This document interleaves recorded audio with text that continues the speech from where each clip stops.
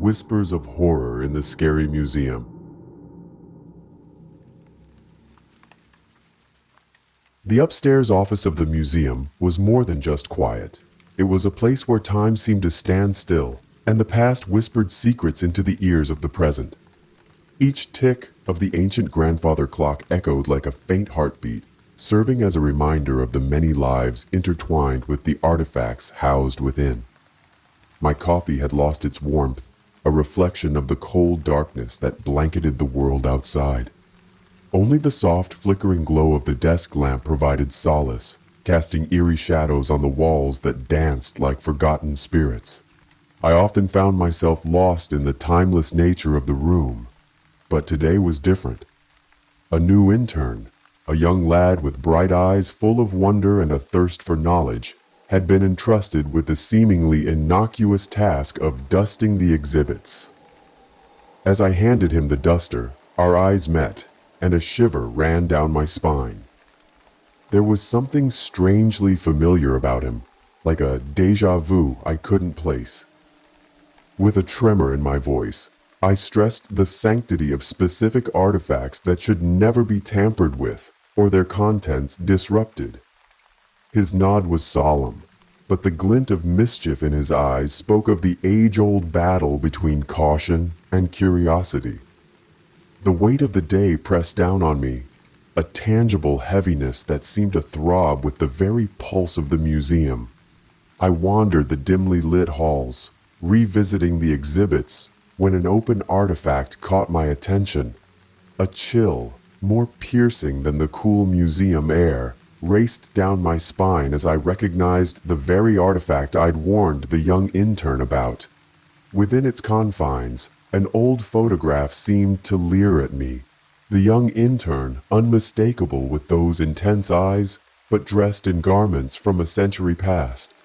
The feeling of déjà vu from our earlier encounter, that uncanny familiarity, now made a haunting sense. The museum was no mere guardian of relics.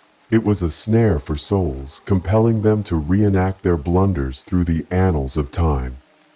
The murmurs I'd always sensed were not just echoes of the past, but lamentations of entrapped spirits, repeating their histories in a cruel loop.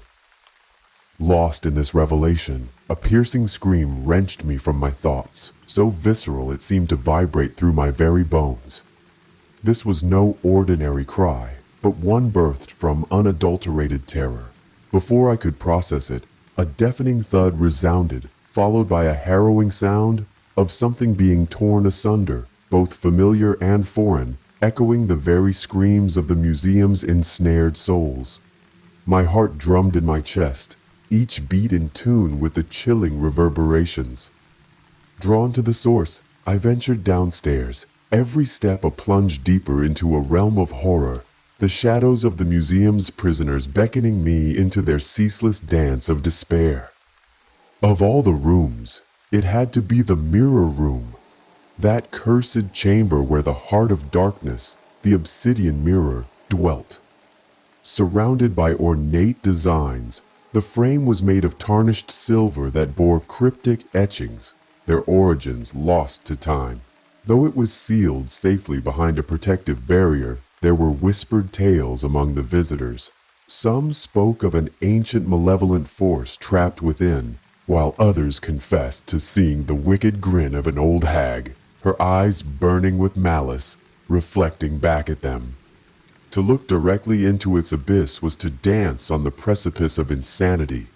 I had seen strong minds crumble, their sanity shredded, leaving only a hollow shell behind. Only a few were privy to its dark history and the ritual needed to contain its malevolence. I was one of them, but as I stood before it, an unsettling thought plagued me. What if the mirror was not just a reflection of evil, but a portal to it? What if every time someone gazed into it, a piece of that darkness escaped, waiting for its chance to manifest in our world? The room was drenched in a suffocating odor so foul that it clawed its way down my throat, triggering an uncontrollable gag reflex. It felt as though the very air had been poisoned by the vile presence of death and decay. My eyes, already watering from the stench, took in a scene so grotesque that my mind struggled to comprehend it. There, lying haphazardly like a discarded puppet, was the lower half of a human body. The legs, still clothed in the now stained trousers I remembered from earlier conversations, told tales of unspeakable torment.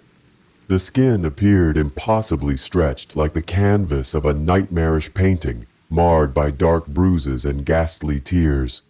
Grisly entrails oozed from the severed torso, painting the floor in a gruesome hue of red.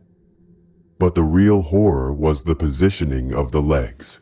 They were not just dropped or discarded. They pointed accusingly towards the pedestal of the cursed mirror, suggesting a force so powerful and malevolent that it had torn the victim apart. As if to leave no doubts about its heinous deed, the mirror bore its own marks of the atrocity. Entangled in the ornate frame were matted locks of hair, mingled with grisly fragments of skin. Dried blood, like some vile form of varnish, coated its surface, giving it an even more sinister sheen. The reflection in the mirror, however, was not of the room, but of another scene, identical in its horror. Another pair of severed legs, another pool of blood, another set of accusing fingers pointing towards another mirror. A never-ending loop of the same grotesque tableau. The realization was paralyzing. This horror had happened before, and would happen again, each reflection a testament to an unending cycle of terror. Swallowing the bile that rose in my throat, I took a hesitant step closer to the accursed mirror, my feet treading carefully around the macabre aftermath that littered the floor. The room's gloomy reflection was cast upon the mirror's surface, but this was no ordinary reflection. It was distorted, almost otherworldly. While my own terrified eyes met theirs in the mirror, an eerie familiarity unnerved me, for beside my reflection stood another, a chilling doppelganger of me. Its grip was firm around a pallid, severed arm, fingers twisted in a grotesque semblance of life. With a haunting grace, the entity raised the upper torso of the body, revealing the mangled visage of the intern, his eyes a testament to his last moments of sheer horror. But it was the reflection, or rather the perversion of it, that truly chilled my blood.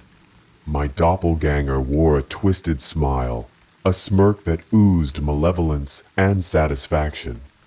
A smile I knew I wasn't mirroring. And then, in a movement that defied the laws of reflection, it slowly turned its head to meet my gaze directly, its sinister grin growing wider. The boundaries between reality and reflection began to blur as the room's temperature dropped and an oppressive dread settled in, suggesting that the nightmare was far from over. The doppelganger's intentions were clear. The mirror was not just a vessel of reflection, but a gateway, and it was hungry for more.